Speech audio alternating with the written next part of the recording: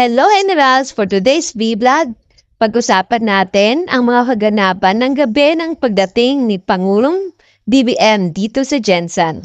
Presidential Communication Office Secretary Cheloy Garafil invited us, local media, together with PIA Sergeant, to a dinner at Tea Leaf Restaurant located at Greenleaf Hotel in Jensen.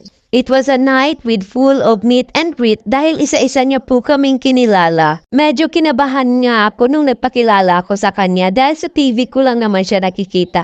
Pero hindi ko talaga pinalagpas yung makapag-photo op man lang sa kanya. Bago umalis, sinabihan niya kami to enjoy our dinner and have fun. Nang umalis nga siya ay in-enjoy na namin yung mga pagkain. Ito na talaga yung pinaka-exciting part guys dahil ang sasarap ng mga pagkain dito sa Tea Leaf Restaurant sa Greenleaf Hotel.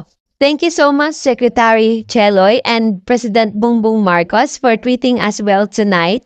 May konting kwentuhan at maraming kainan ang ganap ngayong gabi. In the same building po, in the other rooms, meron pong mga nagaganap na mga meeting si President Bongbong Marcos with local officials here at Greenleaf Hotel.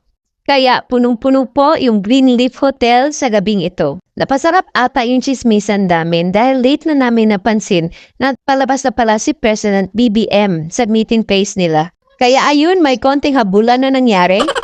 Nagpaunlak naman si President BBM ng photo op at mga interviews sa mga media na andito. Kasama nga pala niya ang Special Assistant to the President Antonio Lagdameo Jr.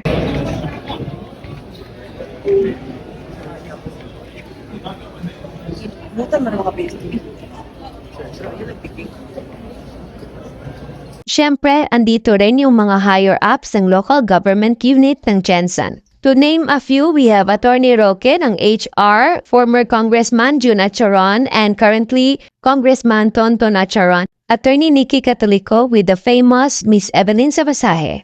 Magkasabay ding lumabas si Mayor Constantino ng Malungon, Congressman Steve Solon, and Governor Roel Pacquiao ng Sarangani Province. Ang bilis maglakad ni Gov. Roel Pacquiao kaya hindi ko siya nakuna ng video. Thank you so much, Mayor Constantino and Gov. Roel Pacquiao. Talaga naman, nagdiningning ang mga tala tonight dahil sa dami ng mga VVIP na andito sa Jensen. Nakapag-photo op din ako kay Congressman Solon and Colonel Marvin Marcos. Present din pala dito sa Jensen si Secretary Benhur Abalos Jr. ng Department of Interior and Local Government.